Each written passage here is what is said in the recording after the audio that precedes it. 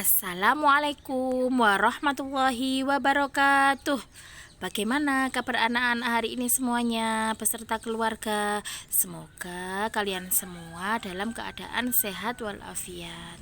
Nah, anak-anak, hari ini kita akan mempelajari mata pelajaran tematik kelas 6. Tema 1, selamatkan makhluk hidup. Subtema 1, tumbuhan sahabatku, pembelajaran 1. Ayo kita belajar dengan penuh semangat ya. Perhatikan berbagai tumbuhan di sekitarmu.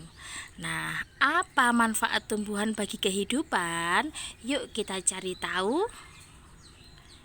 Nah, ayo kita perhatikan ini gambar apa anak-anak. Di situ ada gambar hewan, ada tumbuhan, ada manusia. Nah, ada kaitannya apa ya? Hewan dan manusia memperoleh manfaat dari tumbuhan. Manfaat tumbuhan bagi manusia diantaranya sumber energi bagi manusia, sumber vitamin untuk menjaga kesehatan tubuh, sumber oksigen untuk bernapas, pengikat air tanah, serta peneduh dan memperindah kehidupan di bumi. Nah, manfaat tumbuhan bagi hewan yaitu sebagai sumber energi bagi hewan. Tumbuhan merupakan sumber bagi kehidupan manusia dan hewan. Tumbuhan adalah produsen penghasil cadangan makanan dan sumber oksigen untuk bernapas dan melindungi bumi dari sengatan sinar matahari. Beberapa hal yang akan terjadi jika tidak ada tumbuhan adalah manusia dan hewan tidak memiliki sumber makanan dan bumi akan gersang sehingga kehidupan akan berakhir. Tumbuhan dimanfaatkan oleh manusia dan hewan sebagai bahan makanan. Jadi, tumbuhan merupakan sumber kehidupan bagi semua makhluk hidup. Nah, setelah kalian mengetahui manfaat tumbuhan bagi kehidupan, Edo ingin belajar lebih jauh mengenai perkembangbiakan tumbuhan. Coba kita cermati kisah Edo berikut ini. Liburan sekolah telah tiba. Edo mengunjungi pamannya di desa. Dia seorang petani jagung. Edo datang ke rumah pamannya tidak untuk berlibur saja. Edo juga ingin belajar. Ibu guru memberikan tugas selama liburan. Ibu guru ingin anak-anak memberikan laporan tentang satu hal yang menarik dan bermanfaat yang dilihat selama liburan. Nah, Edo ingin mengetahui tentang tanaman jagung, terutama tentang perkembangbiakannya. Coba kita lihat berikut adalah laporan pengamatan Edo. Bagaimana jagung berkembang biak? Nah, jagung merupakan salah satu tanaman yang dijadikan bahan makanan pokok di berbagai negara. Salah satunya yaitu di Indonesia. Di Indonesia, penduduk Pulau Madura menjadikan jagung sebagai makanan pokoknya. Jagung merupakan salah satu tanaman penghasil karbohidrat yang sangat diperlukan oleh tubuh. Seorang petani jagung mulai pembiakan tanamannya dengan menanam biji jagung. Setelah 3-4 hari, bakal tanaman akan muncul di permukaan tanah. Tanaman jagung akan terus tumbuh menjadi besar. 3,5 bulan, buah jagung dapat dipanen oleh petani. Buah jagung yang berbentuk seperti tongkol pada mulanya berupa sekuntum bunga. Bunga jagung memiliki helai-helai rambut halus pada bagian ujungnya. Pada helai rambut tersebut terdapat tepung sari. Tepung sari akan terbang terbawa angin ketika angin bertiup. Tepung sari yang terbawa angin sebagian akan jatuh di kepala butik yang terletak di bagian bawah bunga pada pohon jagung yang lain. Ketika itulah terjadinya pembuahan. Setelah terjadi pembuahan, bunga jagung tersebut terus berkembang hingga menjadi buah jagung. Perkembangan itulah yang dapat diamati dari waktu ke waktu. Buah jagung akan siap dipanen ketika rambut jagung sudah berwarna kecoklatan dan bagian tongkolnya sudah mengering. Apabila buah jagung tersebut dikupas, akan memperlihatkan biji jagung yang kekuningan. Bagian yang dimakan oleh manusia adalah biji jagung. Supaya jagung selalu tersedia sebagai bahan makanan manusia, maka petani jagung harus menanam kembali sebagian biji jagung dari hasil panen. Biji jagung yang tua dapat ditanam kembali. Dari sinilah akan dimulai lagi perkembangbiakan jagung. Edo senang sekali. Ia menikmati tinggal di lingkungan yang berbeda. Edo juga senang memperoleh pengetahuan baru tentang tanaman jagung yang merupakan salah satu makanan kesukaannya. Nah, salah satu contoh tumbuhan yang berkembang biak dengan bunga itu adalah tumbuhan jagung. Tepung sari pada bunga jagung akan terbang terbawa angin ketika angin bertiup. Tepung sari yang terbawa angin sebagian akan jatuh di kepala putik yang terletak di bagian bawah bunga pada pohon jagung yang lain. Nah, ketika itulah terjadinya pembuahan. Perkembangbiakan ini dinamakan dengan perkembangbiakan generatif. Nah, ini salah satu contoh bunga sempurna. Bagian-bagiannya yaitu ada mahkota, ada kepala sari, benang sari, kepala putih, tangkai putih, bakal biji, tangkai bunga, kelopak, dan dasar bunga. Perkembangbiakan generatif atau secara kawin itu terjadi melalui proses penyerbukan dan pembuahan. Perkembangbiakan generatif pada tumbuhan diawali dengan penyerbukan, yaitu melekatnya atau jatuhnya serbuk sari ke kepala putik. Setelah terjadi penyerbukan pada serbuk sari, tumbuh buluh serbuk sari yang menuju ke ruang bakal biji. Kemudian serbuk sari akan masuk ke ruang bakal biji melalui buluh serbuk sari. Di dalam ruang bakal biji terjadi pembuahan, yaitu peleburan serbuk sari atau sel kelamin jantan, yaitu spermatozoid, dengan kepala putik sel kelamin betina atau yang namanya sel telur. Hasil dari pembuahan adalah zigot. Zigot berkembang biak menjadi lembaga. Lembaga berkembang menjadi bakal biji. Bakal biji berkembang menjadi biji dan bakal buah. Kemudian bakal buah berkembang menjadi daging buah. Lembaga yang berada di dalam biji merupakan calon tumbuhan baru. Nah, tumbuhan yang berkembang biak secara generatif itu contohnya padi, mangga, durian, dan jambu. Coba bayangkan, seandainya tumbuhan tidak berkembang biak, apa yang akan terjadi? Bunga yang indah bukan hanya tumbuh di Indonesia. Negara-negara lain seperti negara tetangga pun memiliki bunga yang cantik. Karena kondisi geografis yang hampir sama, bunga yang tumbuh tidak jauh berbeda jenisnya. Perhatikan jenis-jenis bunga yang tumbuh di negara-negara tetangga. Bunga kembang sepatu tumbuh di Indonesia dan Malaysia. Bunga ini dapat digunakan sebagai pewarna. Di Malaysia, bunga kembang sepatu dinamakan bunga raya dan merupakan bunga nasional. Perhatikan bunga Kamboja pada gambar berikut. Bunga ini sering digunakan dalam perlengkapan tari di Bali. Dor campa atau bunga Kamboja dapat ditemukan di Indonesia dan Laos. Di negara tersebut, bunga ini digunakan untuk dekorasi upacara keagamaan dan penyambutan tamu. Malaysia, Laos, dan Indonesia hidup berdampingan. Meskipun berbeda negara, namun ketiganya memiliki persamaan dalam kehidupan sosial dan budaya. Masih banyak negara lainnya yang memiliki kesamaan. Oleh sebab itu, mereka menggabungkan diri dalam suatu organisasi yang bernama ASEAN, yaitu Persatuan Negara-Negara se-Asia Tenggara. Berikut adalah ke-10 negara ASEAN. Ada Myanmar, Thailand, Kamboja, Singapura, Indonesia, Laos, Vietnam, Malaysia, Filipina, dan Brunei Darussalam. Kalian pasti pernah merasakan nyamannya hidup bertetangga. Hal ini terasa saat semua keluarga saling mendukung, saling membantu, dan bekerja sama. Kenyamanan dalam bertetangga perlu diwujudkan karena tiap keluarga memiliki kepentingan yang sama. Hal itu juga mendasari terbentuknya ASEAN. ASEAN adalah sebuah organisasi internasional yang beranggotakan negara-negara di kawasan Asia Tenggara. Negara-negara ini bersatu karena adanya persamaan letak geografis dan kemiripan budaya. Kepentingan yang sama dalam memajukan pertumbuhan ekonomi, sosial budaya, serta menjaga keamanan kawasan menjadi dasar pertimbangan para tokoh-tokoh dunia pendiri ASEAN. Pada tahun 1967, ASEAN berdiri atas dasar Deklarasi Bangkok.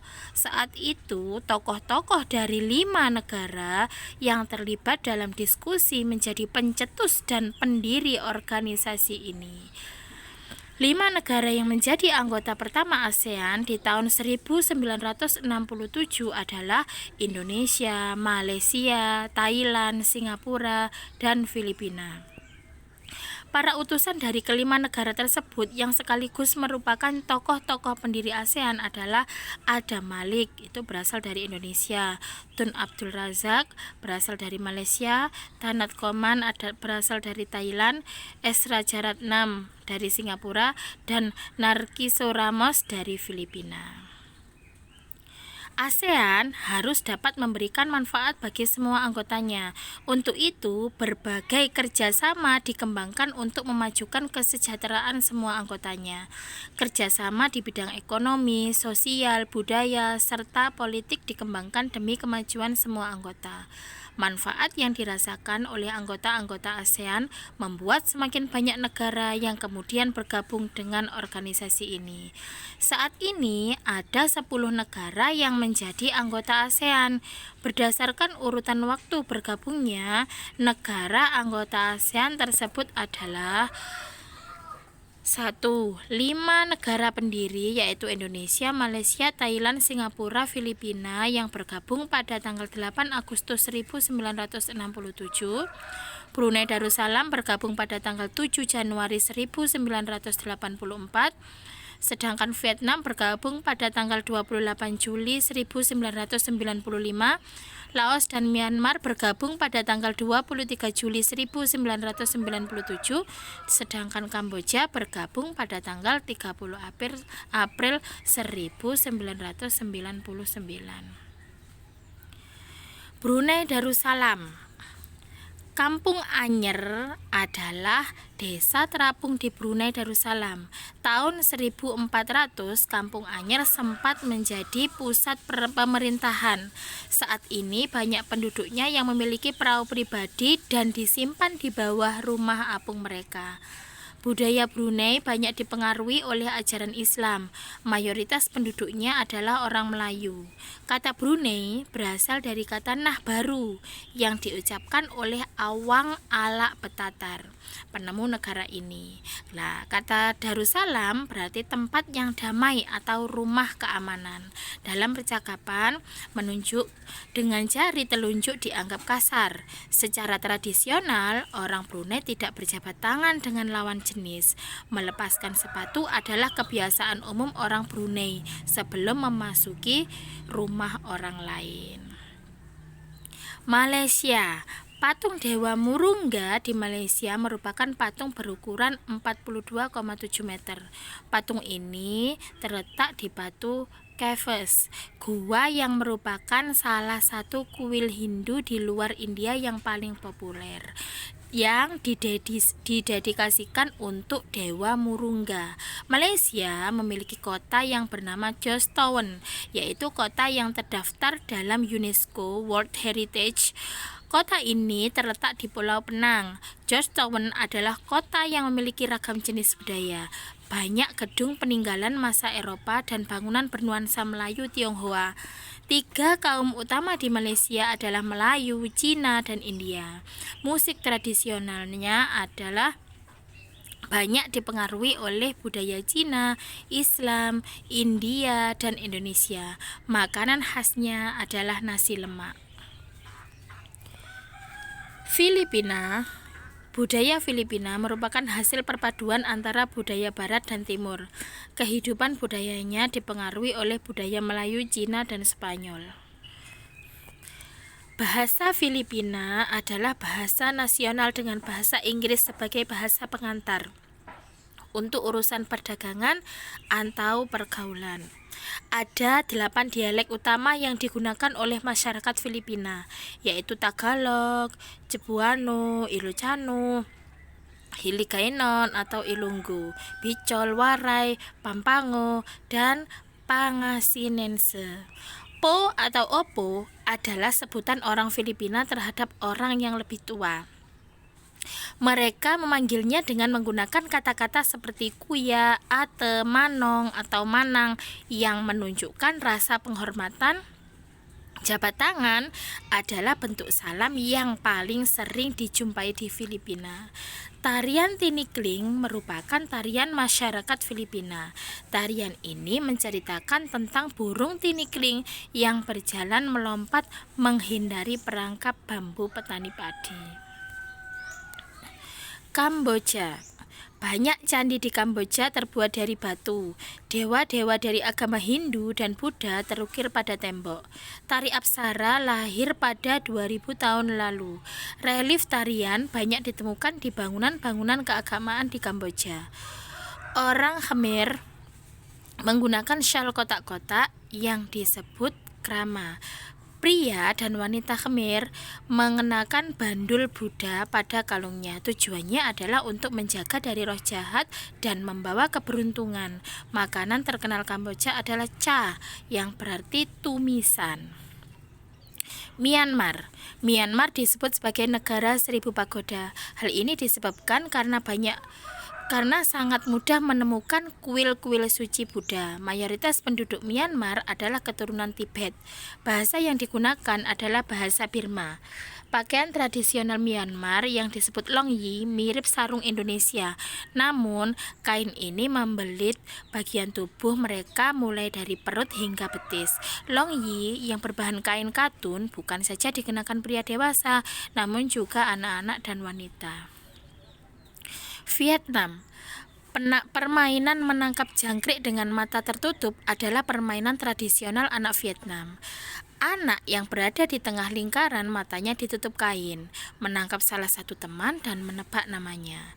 Vietnam terkenal dengan baju khasnya yang disebut Áo Dai. Topi caping pun banyak ditemui di sana. Orang Vietnam gemar duduk di dengklik, yaitu kursi yang sangat pendek, bukan hanya untuk makan, bahkan untuk mengobrol pun mereka senang duduk di atas dengklik. Mayoritas orang Vietnam memiliki nama keluarga Nguyen. Hal ini disebabkan karena dinasti Nguyen berkuasa mulai 1803 hingga 1945 dan merupakan dinasti terakhir di Vietnam. Laos. Nama Laos berhubungan dengan penemunya, yaitu Ai Lau. Orang Laos terkenal kesabaran dan kesederhanaannya. Hal ini terkait dengan ajaran agama Buddha yang banyak dianut masyarakatnya. Olahraga tradisional di Laos adalah katau, seperti olahraga bola voli, namun menggunakan kaki untuk menangkap dan memukul bola. Bola terbuat dari anyaman bambu. Tahun baru Laos disebut Bun Pi Mai. Semua penduduk membersihkan rumah, mengenakan pakaian baru, dan mencuci patung-patung Buddha. Makanan utama bangsa Laos adalah nasi atau beras ketan yang dimakan dengan tangan langsung. Orang Laos menyebut dirinya Luk Khao Niao, yang artinya anak turun nasi ketan. Upacara sakral pemberian sedekah atau dikenal dengan saibat merupakan upacara di Laos. Para biksu membawa bakul kecil mengitari sebagian kecil kota untuk menerima sedekah dari penduduk setempat yang mayoritas beragama Buddha. Singapura memiliki lambang negara yaitu Merlion. Merlion adalah patung berkepala singa dan berbadan ikan. Menurut mitos, Singapura dahulunya adalah kampung ikan. Kampung ini bernama Temasek, yang berasal dari bahasa Jawa yang artinya lautan. Singapura berasal dari kata Sanskerta yang berarti kota singa. Penduduk Singapura berasal dari Cina, Melayu, India, dan Eropa. Kaum Baba adalah sebutan bagi keturunan Cina Melayu. Singapura memiliki 4 bahasa resmi yaitu Melayu, Mandarin, Inggris, dan Tamil. Masyarakat Singapura memiliki budaya jalan kaki. Sekitar 80% masyarakatnya memilih untuk berjalan kaki kemana-mana. Hal ini disebabkan harga kendaraan yaitu mobil dan bahan bakar sangat mahal. Kepiting cabai adalah makanan yang sangat digemari masyarakat Singapura. Thailand adalah satu-satunya negara di ASEAN yang tidak pernah dijajah bangsa Eropa. Thailand dalam bahasa Thai adalah Pratet Thai yang artinya tanah kebebasan. Sejak tahun 1800-an, Thailand berubah nama antara lain Siam dari bahasa Sanskerta yang artinya gelap atau coklat dan Thailand. Ramakin adalah cerita nasional Thailand yang memengaruhi kehidupan masyarakatnya. Di Thailand, kepala adalah bagian tubuh yang paling dihormati. Tidak ada orang yang akan berani menyentuh kepala, bahkan kepala anak-anak. Sebaliknya, bagian kaki dianggap bagian yang paling hina karena dipakai sebagai alat untuk menapak di tanah. Oleh sebab itu, kaki tidak boleh dihadapkan ke patung suci ataupun orang lain. Indonesia dan Thailand itu memiliki tradisi minum teh. Di beberapa daerah di Indonesia, kebiasaan minum teh dilakukan secara turun-temurun. Salah satunya adalah teh yang diseduh di poci. Oleh sebab itu, teh tersebut dinamakan dengan teh poci. Di Thailand, teh disajikan dengan susu dan rempah-rempah. Teh tersebut dinamakan Thai iced tea dan disajikan dingin. Kondisi geografis Asia Tenggara. Letak geografis Asia Tenggara berada di antara 3 perairan yaitu Samudra Hindia dan Teluk Benggala di bagian barat, Laut Cina Selatan di utara, dan Samudra Pasifik di timur. Wilayah Asia Tenggara itu dibagi menjadi 2 dataran, yaitu dataran berbentuk semenanjung, yaitu wilayah yang berbentuk semenanjung adalah Myanmar, Thailand, Laos, Kamboja, Vietnam, dan wilayah Malaysia bagian barat. Daratan berbentuk gugusan kepulauan. Wilayah yang berbentuk gugusan kepulauan adalah Filipina, Indonesia, wilayah Malaysia bagian timur, Singapura, dan Brunei Darussalam. Ya, sungguh menarik kehidupan sosial budaya penduduk negara tetangga ya anak-anak. Kalian akan belajar lebih banyak lagi tentang negara-negara ASEAN. Nah, demikian tadi pembelajaran tematik kelas 6 tema 1 subtema 1 pembelajaran 1. Jadi semoga bermanfaat untuk anak-anak. Semangat untuk kalian semua. Wassalamualaikum warahmatullahi wabarakatuh.